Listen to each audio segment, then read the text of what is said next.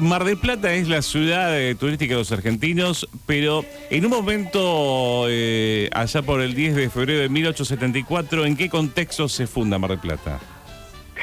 Bueno, el pedido que había hecho Peralta Ramos ya tenía casi una década, ¿no? Porque él desde digamos muy temprano ya había pensado en que el saladero que le había comprado a el Barón de Maguá a través de Coelho de Meirelles no era lo que él había esperado. Entonces, para él la inversión y la forma de recuperar lo que había invertido era subdividir sus tierras y generar un poblado en una controversia con el resto de los vecinos, porque no todos estaban de acuerdo en que fueran sus tierras donde tenía que ubicarse ese poblado. Pero ¿por dónde pasa el conflicto? ¿Por el tema de tierras? Pasa por el tema y la ubicación, ¿no? Ajá. Porque muchos vecinos decían que el poblado de Balcarce, porque en ese momento el partido llevaba ese nombre, claro, tenía que ubicarse en un lugar que estuviera cercano a todos. E incluso hasta hubo, podemos decir, un principio de acuerdo en algún momento que fuera equidistante de ambos lugares y que fuera en las cercanías de la Laguna La Brava. Claro. Pero después eso finalmente no le satisfizo a Peralta Ramos y prosiguió con su idea de hacerlo en el puerto de la Laguna de los Padres, como era conocido este paraje anteriormente, ¿no? Cuando hablamos de Mar del Plata, ya por 1874, ¿de qué espacio territorial hablamos? Hablamos de un espacio que, digamos, yendo lejos, podía ser hasta Independencia y Colón, ¿no? Y el cruce de lo que hoy serían esas avenidas. Eso sería el poblado del cual se estaba hablando, que era un poblado muy pequeño, lo describe incluso el mismo Peralta Ramos en su pedido para la legalización del poblado, ¿no? 20 casas, una iglesia, un edificio en el cual podía funcionar una escuela, digamos, que era, y todo en la cercanía de lo que atravesaba en ese momento el arroyo La Chacra. Y el alma económica de la zona era el saladero.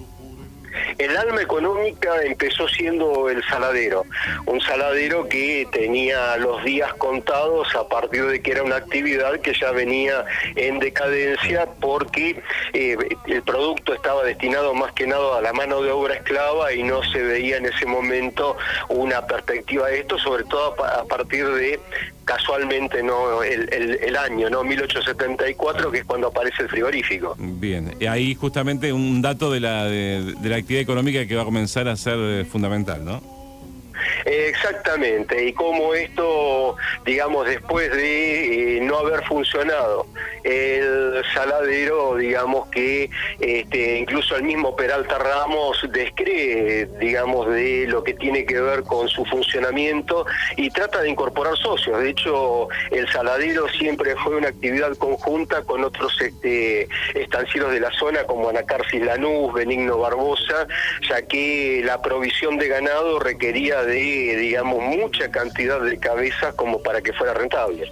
Me gustaría ahondar sobre la figura de Peralta Ramos, ¿no? Digamos, casi en forma biográfica, digamos, pensar quién era Peralta Ramos, el fundador de Mar del Plata. Bueno, Peralta Ramos había hecho parte de su fortuna siendo proveedor de Rosas y principalmente de sus ejércitos. A la caída de Rosas, obviamente debe modificar sus negocios y es por esto que decide comprar las estancias del sur de la provincia de Buenos Aires a esta sociedad que estaba encabezada por Coelho de Meirelles aquí a nivel local y que eran 150.000 hectáreas, ¿no? Era parte de lo que es el partido de Mar Chiquita, el actual partido de Balcarce y General Pueyrredón. Digamos que era una enorme extensión que incluía los ganados, que incluía no solamente el ganado vacuno, sino también el caballar. Y principalmente él lo que trata es de radicarse en la zona, ¿no? Viene hacia aquí con toda su familia, con sus sus hijos, y a partir de ahí, bueno, darle funcionamiento a las estancias, tratar de que funcione el saladero, y ante la imposibilidad de funcionamiento de esto, bueno, optar por el tema del poblado. Y después, cuando también con el poblado comienza a tener algunas dificultades, asociarse con otras personas o vender parte de esto, como es la llegada de don Pedro Luro a la zona, ¿no? Bien. ¿Y cuándo Mar del Plata comienza a entrar en el rubro turístico, digamos, donde se convierte en una ciudad turística? Mira, hay un paso muy importante que es la llegada del ferrocarril, ¿no? En 1886, que tampoco llega por razones turísticas, sino por razones económicas, para que las estancias de la zona puedan enviar sus productos a Buenos Aires, pero a partir de ahí que se pudiera llevar trigo, cueros a Buenos Aires, y también traer personas, hizo que ya la segunda generación, ¿no? Porque a veces, como los apellidos son los mismos, tenemos esta idea de confundir, ¿no? Quiénes son los actores. Los hijos de Peralta Ramos, los hijos de Luro, los hijos de los Martínez de Oz, son los que visualizan que se puede llevar adelante un emprendimiento urbano en el cual también aparezca la hotelería, los servicios a los turistas, y que Mar del Plata pueda ser un lugar de descanso en la costa atlántica, así como se intentó también con otros lugares, ¿no? Porque te diría que paralelamente a esto, en otro lugar que no funcionó, Mar del Sur, también era otra de las visualizaciones que existían para la época. Otro intento turístico que fracasó, ¿no? En comparación a Mar del Plata. Exactamente. Teniendo en cuenta en esta discusión que se hace entre el Estado y lo privado durante mucho tiempo, pero en los últimos años se ha establecido nuevamente, todas estas construcciones que conocemos de aquella ciudad de Mar del Plata son hechos que están solventados desde lo privado. A ver, lo privado y lo público, ¿no? Vos, como bien decís, muchas veces se confunde lo público y lo privado, y sobre todo cuando, en el caso de Mar del Plata, las personas que tienen incidencia en esto también ocupan lugares de relevancia.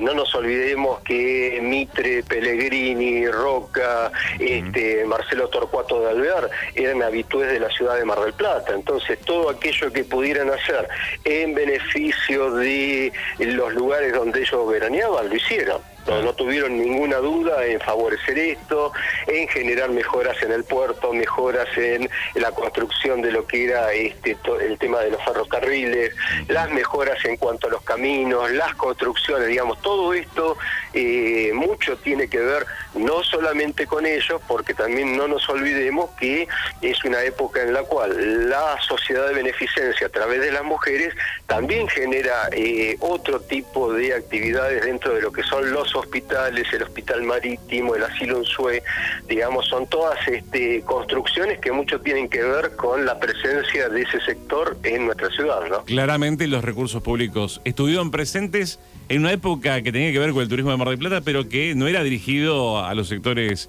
amplios de la sociedad, sino a un sector específico, que era la élite de la época, ¿no? Sí, por supuesto, pero vos fijate que en la evolución de esto, ¿no? Porque uno puede ir transitando por las décadas y ver cómo esto evoluciona. En la década del 30, con los conservadores, con el gobernador Fresco y con Camuso como intendente, hay muchas obras que también tienen que ver con la posibilidad de pensar en lo masivo y en las masas, ¿no? Como es el caso del Parque San Martín, Playa Grande, la finalización del puerto, el edificio municipal. Digamos que hay una evolución con respecto a esto también dentro de la misma élite dirigente. Cuando se habla de una élite que abandona Mar del Plata en algún momento, ¿es producto de la llegada del peronismo o esto ya se venía dando desde antes? No, mira, esto ya uno puede decir que ya a fines de la década del 20, con la implementación de lo que son los pasajes combinados en el ferrocarril, que se combinaban con una hotelería que ya tenía 6 categorías. No era solamente los chalets o la clase alta, sino que había 6 categorías para el turismo. Ya se habilitó en forma mucho más masiva lo que era la llegada de visitantes. Y vos fíjate que desde 1900 hasta la década del 60-70, cada 10 años Mar del Plata duplica tanto su población estable como su población turística. O sea que este es un fenómeno que caracteriza precisa Mar del Plata, porque solamente esto va a poder ser imitado por lo que uno puede llamar el primer cordón del Gran Buenos Aires y los partidos y el aluvión de población que tiene en ese momento. Sí, hoy hablamos del ferrocarril como la conexión más directa y más rápida que se fue construyendo a lo largo del tiempo, después la aparición de la Ruta Nacional 2 en el año 38, digamos, herramientas fundamentales para poder conectar el epicentro que era Buenos Aires con Mar del Plata, ¿no? Porque era imperioso construir eso, porque si no las distancias eran mucho más largas siempre, ¿no?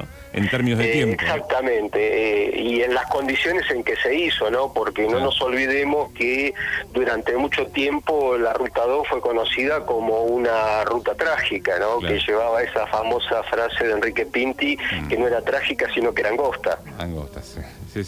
Estaba repasando que, por ejemplo, cuando se funda Mar del Plata, de Buenos Aires a Mar del Plata los viajes duraban entre 8 y 10 días, ¿no? Digamos, era poco viable para lo turístico. Sí, por supuesto, y por eso te decía que en el tema de transporte, si no era a través de tierra, esto era obligatoriamente hecho por mar, y claro, por eso la existencia del puerto de la Laguna de los Padres y alguna forma de muelle que permitiera cargar mercadería, porque atravesar todo lo que hoy uno puede pensar, el río Salado o los distintos arroyos, eran, digamos, desvíos y formas de atravesar que demoraban enormemente, no solamente los pasajeros, sino también las mercaderías.